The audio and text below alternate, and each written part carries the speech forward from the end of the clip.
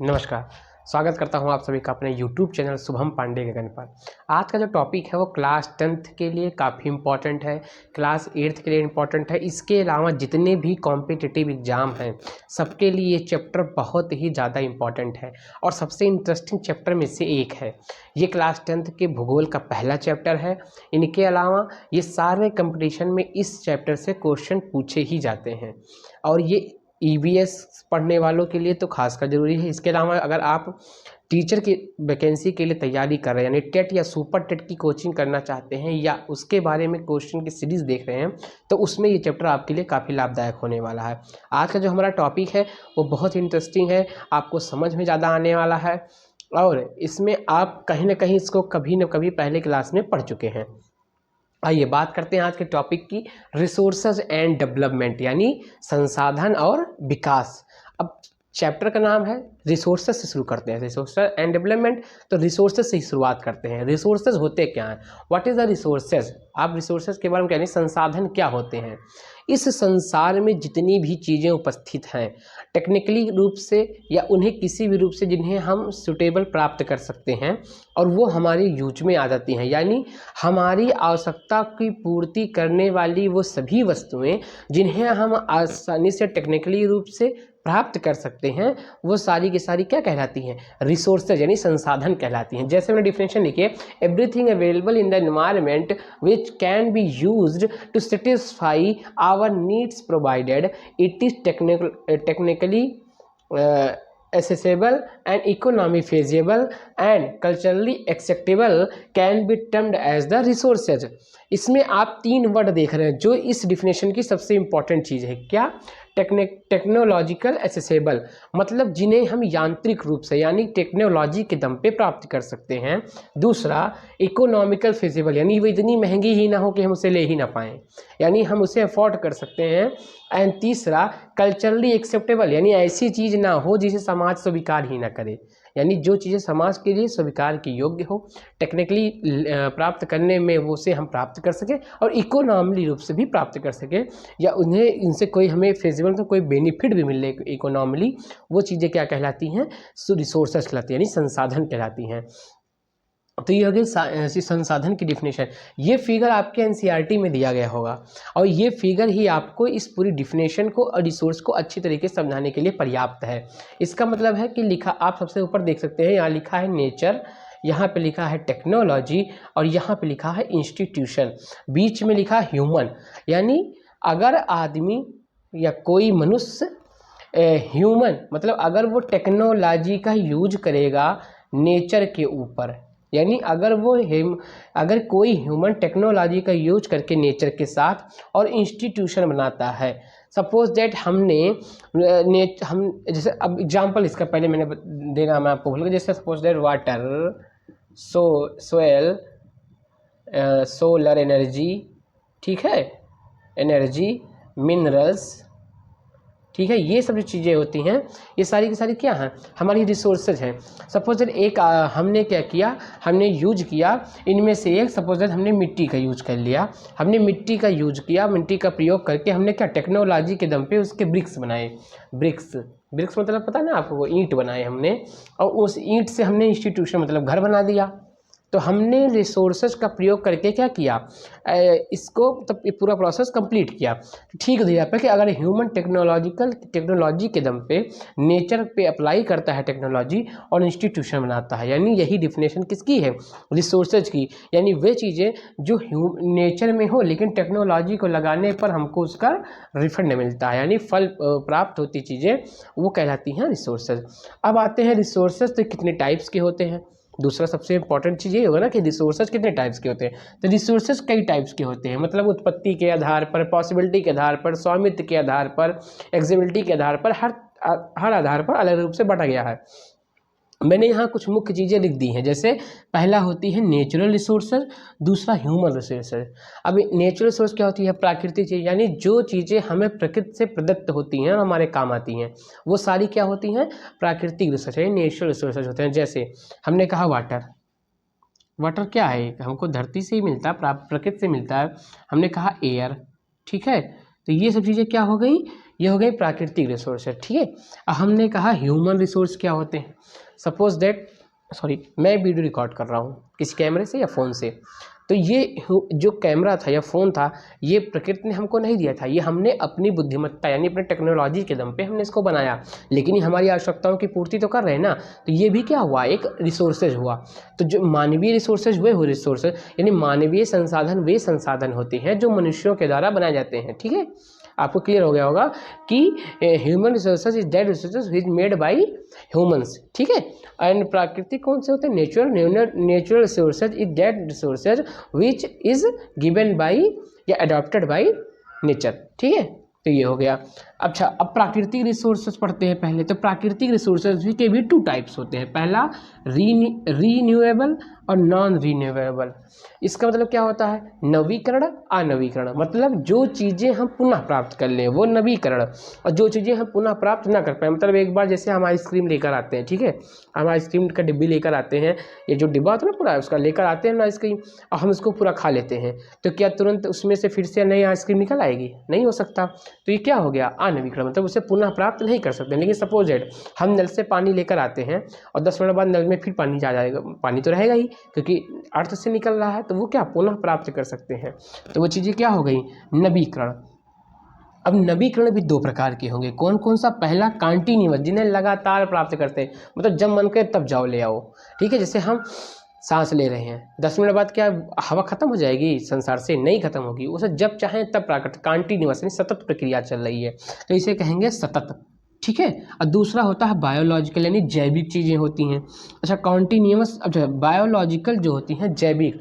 अब जैविक रिसोर्सेज भी 2 प्रकार के रिसोर्सेज होंगे। कैसे, पहला होता है वेजिटेशन और दूसरा वाइल्ड लाइफ यानी जैविक, यानी जिनमें जीव होता है।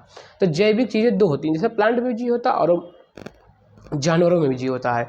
तो प्राकृतिक, अब कह सकते हैं जैविक चीज़ों में 2 आती हैं। एक होता है कौन सा, बायोलॉजिकल, एक होता है वेजिटेशन, एक होता है वाइल्ड लाइफ। यानी जब पेड़ पौधों की बात करेंगे तो वेजिटेशन, और जब भी जानवरों की बात करेंगे तो उसे कहते हैं वाइल्ड लाइफ, ठीक है, वाइल्ड लाइफ। अब चलो ये अनवीकरण में आ गए। इसमें भी 2 होता है, रिसाइक्लेबल और नॉन रिसाइक्लेबल, ठीक है। रिसाइक्लेबल कौन सा होता है, जिसे बार बार प्राप्त कर सकते हैं, पुनः चक्रीय, जैसे होता है क्या, मेटल हम बार बार धरती से निकाल सकते हैं। और नॉन रिसाइक्लेबल मतलब वो चीज़ें होती हैं जो प्राप्त तो कर सकते हैं लेकिन उनको प्राप्त करने में एक लंबा प्रोसेस लगता है। जैसे फॉसिल यानी जीवाश्म प्राप्त कर सकते हैं क्योंकि धरती से निकल सकते हैं, लेकिन उनको बनने में ही सैकड़ों हजारों साल लग जाते हैं, ठीक है। तो ये तो अब मानवीय संसाधन भी 2 प्रकार के होते हैं, एक संरचनाएं वाले और एक गुणवत्ता के आधार पर, 2 टाइप्स के बारे में। चलिए हम इसको पढ़ने का प्रयास करते हैं। पहला होता है एबायोटिक यानी बायोटिक।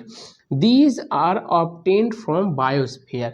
बायोस्फीयर क्या होता है हिंदी में, जैवमंडल, यानी वे चीज़ें जो हमें जैवमंडल से प्राप्त होती हैं। यानी सपोज दैट हम अंडे खाते हैं, हम मीट खाते हैं, हम ऐसी चीज़ें जो हमको जानवरों से प्राप्त हो जाती हैं, ठीक है। हम जानवरों से दूध पीते हैं, जैसे गाय का दूध पीते हैं, भैंस का दूध पीते हैं, बकरी का दूध भी बिकता है, ऊँटनी का दूध बिकता है। तो ऐसे ही जो ये चीज़ें होती हैं ये हमको बायोस्फीयर से मिल रही, ठीक है।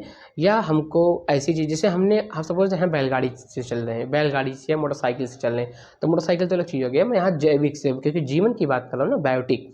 तो जैसे पहले ज़माने में बैलगाड़ी से चलते थे लोग। अब बैलगाड़ी क्या होता था, वो बैल आगे चलते थे तो पीछे पीछे गाड़ी बनाते थे लोग उससे। तो ये चीज़ें क्या थी, ये जानवर से मिलती थी, यानी जैवमंडल से मिलती थी। यानी वे चीज़ें जो हमको बायोस्फीयर यानी जैवमंडल से प्राप्त होती हैं उन्हें बायोटिक कहते हैं। और there are the obtained by composed by non living, यानी वे चीज़ें जो हमें निर्जीव वस्तुओं से प्राप्त होती हैं उन्हें हम एबायोटिक कहते हैं।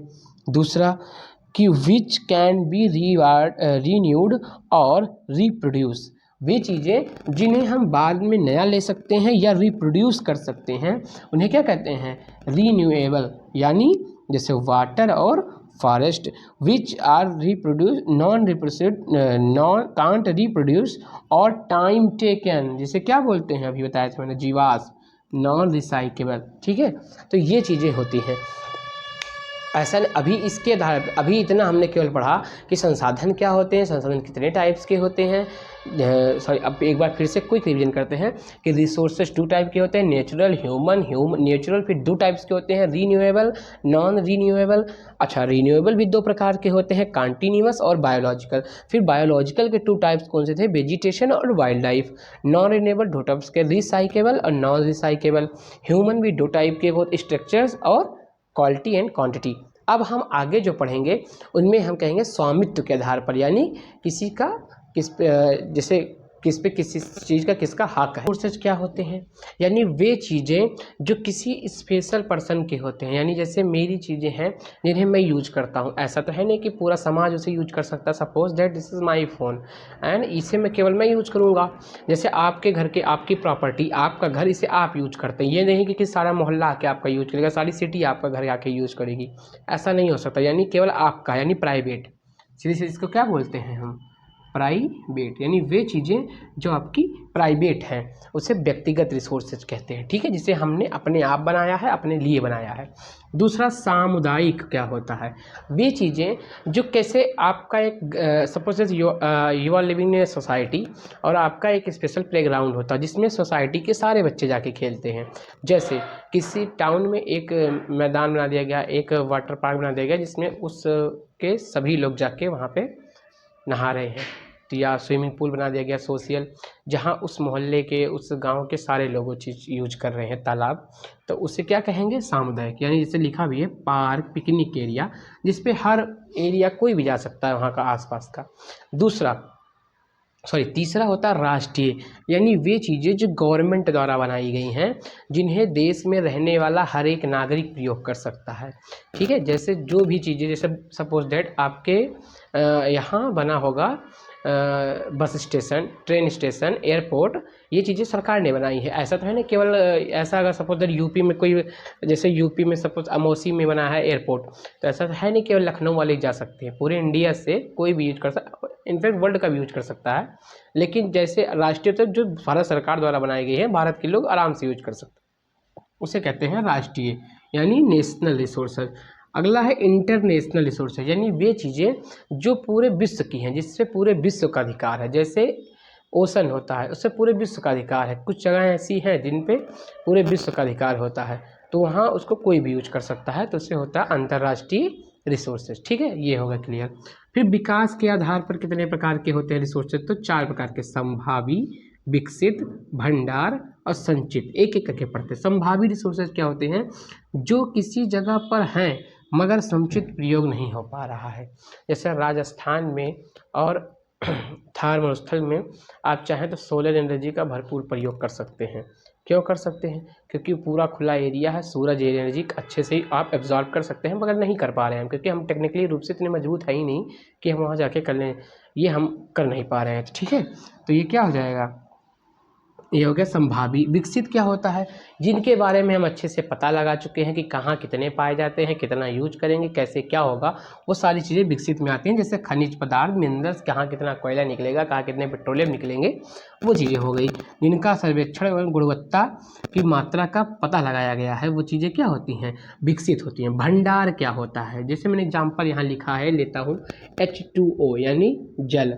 जल हमें पता है, अच्छा, हमें जीने के लिए ऑक्सीजन की जरूरत पड़ती है, हम सांस लेने के लिए ऑक्सीजन लेते हैं, और पानी में तो ऑक्सीजन है, पानी में तो ऑक्सीजन भी मिलता है, और हमारे पास इतने समुद्र हैं, हम वहाँ से ऑक्सीजन क्यों नहीं निकाल देते, क्योंकि हम टेक्निकली रूप से इतने पॉसिबल नहीं है कि यहाँ से ऑक्सीजन को निकाल सकें। हम इतने पॉसिबल हम नहीं हो चुके हैं अभी कि हम समुद्र से समुद्र के पानी को ऑक्सीजन में चेंज कर दें, नहीं कर सकते ना। तो ये भंडार तो है हमारे पास ऑक्सीजन का, लेकिन हम उसका यूज ही नहीं कर पा रहे हैं। तो क्या सर्वेक्षण तो है, मगर प्रौद्योगिकी रूप से असंभव है ये चीज़ें, या तो अभाव है। चलिए, संचित क्या होते हैं, वो चीज़ें जो एक निश्चित एरिया में संचित है। जैसे कोई बांध का पानी हो गया, जल हो गया, वो फिक्स एरिया है, कितने में जंगल है, इतने में बांध का पानी रुका हुआ है, इसका ज़्यादा विस्तार नहीं है, इतना है कि संचित है, उतना ही फिक्स है। अब बात करते हैं अगला हम कि संसाधन को बचाया कैसे जाए, नियोजन कैसे किया जाए, इसको बचाएंगे कैसे संसाधन को।